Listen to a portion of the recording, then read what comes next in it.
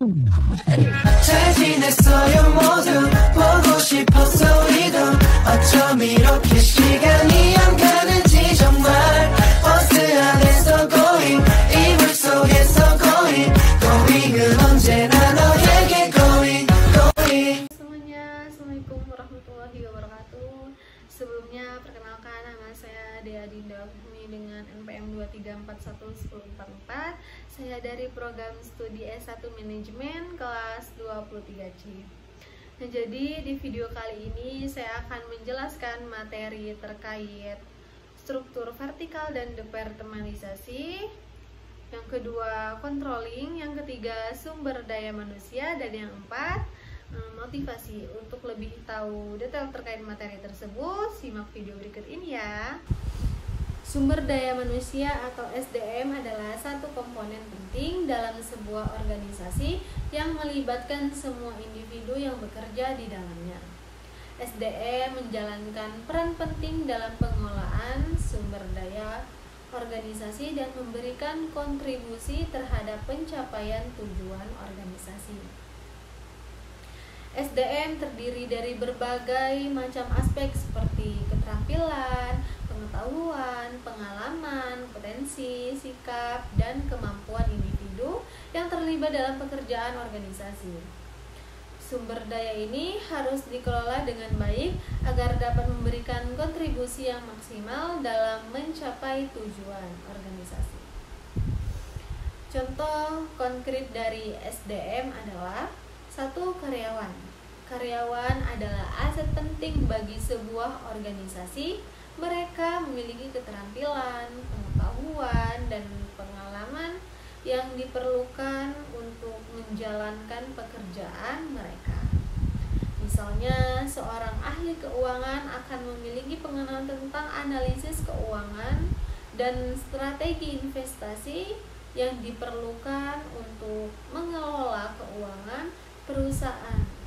Yang kedua, manajer. Manajer adalah individu yang bertanggung jawab atas pengelolaan dan pengawasan karyawan. Mereka memiliki keterampilan, kepemimpinan, dan kemampuan organisasi yang sangat penting bagi kelancaran operasional organisasi. Misalnya, seorang manajer perusahaan akan memiliki kemampuan komunikasi dan kepemimpinan yang baik untuk mengarahkan tim pemasaran dalam mencapai target penjualan. Yang ketiga, tim HR. Tim HR atau Human Resources bertanggung jawab atas pengelolaan dan pengembangan SDM dalam organisasi. Mereka terlibat dalam proses rekrutmen, seleksi, pelatihan, dan pengembangan karyawan. Misalnya, seorang HR spesialis dalam rekrutmen akan memiliki keterampilan dalam melakukan wawancara dan tes seleksi untuk memilih karyawan yang sesuai dengan kebutuhan organisasi. Yang keempat itu pegawai kontrak. Selain karyawan tetap, organisasi juga dapat melibatkan pegawai kontrak untuk mengisi kebutuhan sementara atau spesifik. Meskipun tidak berstatus karyawan, tetapi mereka masih dianggap sebagai sumber daya manusia dan berkontribusi dalam operasional organisasi. Misalnya, seorang programmer kontrak dapat membantu organisasi dalam proyek pengembangan perangkat lunak untuk sementara waktu. Yang kelima, tim pemasaran.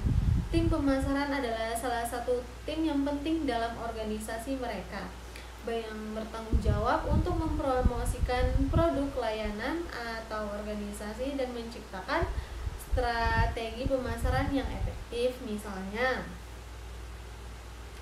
seorang manajer pemasaran akan memiliki pengetahuan yang tentang tren pasar, analisis pesaing, dan keterampilan dalam pemasaran digital untuk meningkatkan penjualan produk atau layanan.